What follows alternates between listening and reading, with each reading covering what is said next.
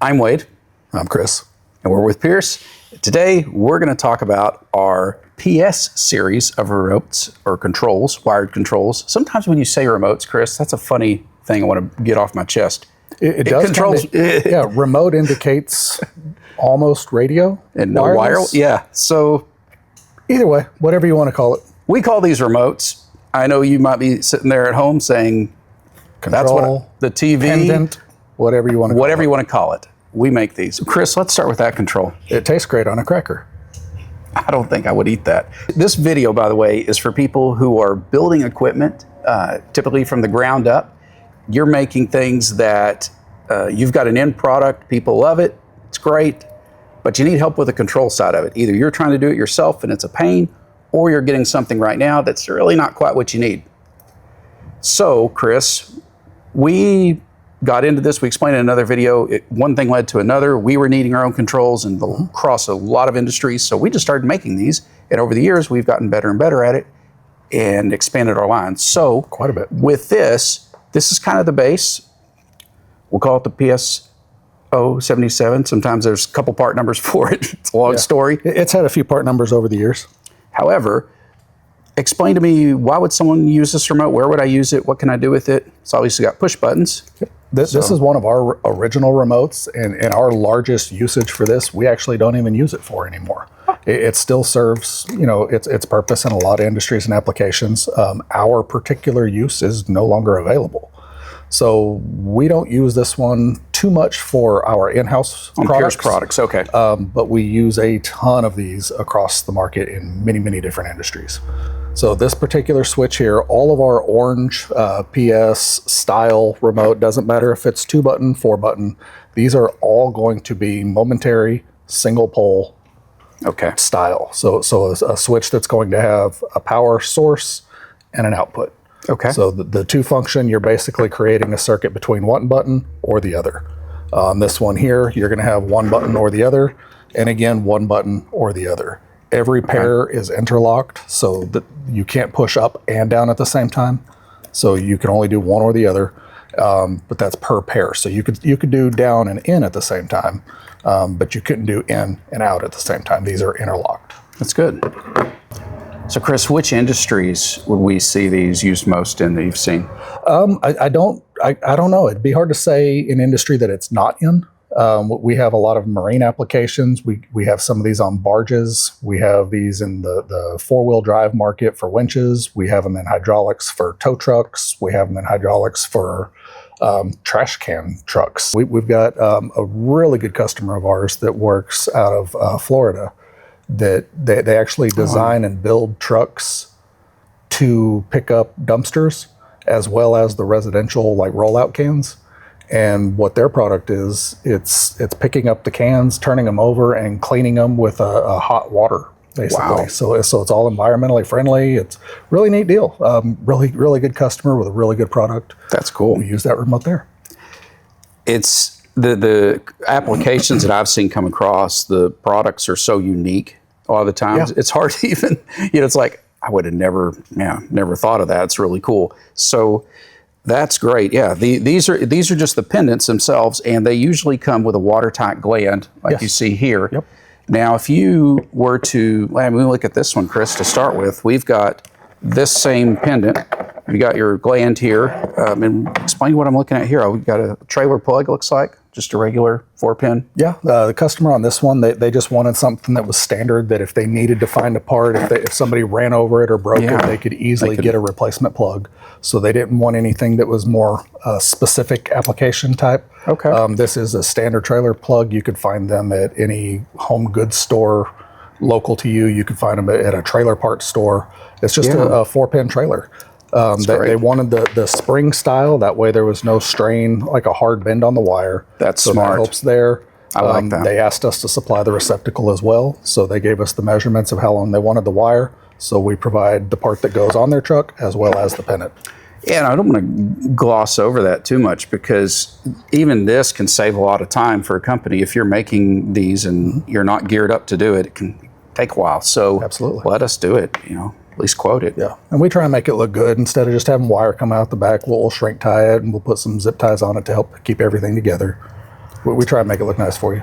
I've seen they don't let me use it because it's machinery, but some of our, the heat guns, heat setups, the crimpers, and all the fancy.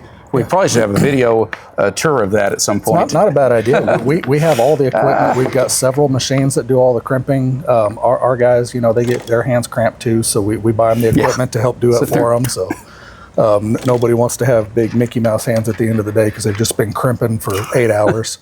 So we got some equipment for them, help their job go better, faster, and a little bit easier on them. Yeah. Consistency for sure.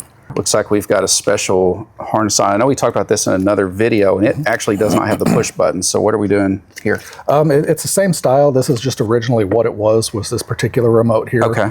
That customer really liked the housing, but the buttons wouldn't do what he needed it to do. So after going back and forth with him many times and him talking us out of using our normal project box that we would do for that, we took apart a switch and tried to make it work and made an acrylic plate so it would fit and hold the switches he wanted, and it's worked great for him since. So we're keeping on and building them.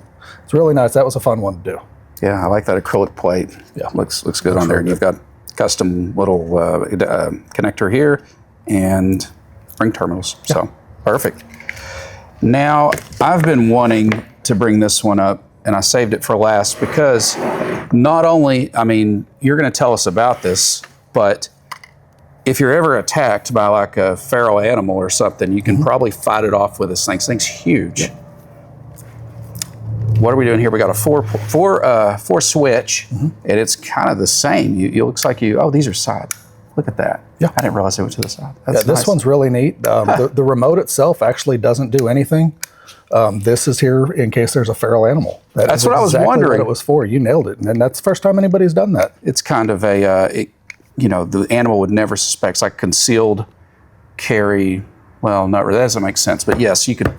You could try and conceal it. You just have to have really big pockets. Paulette connector. That's.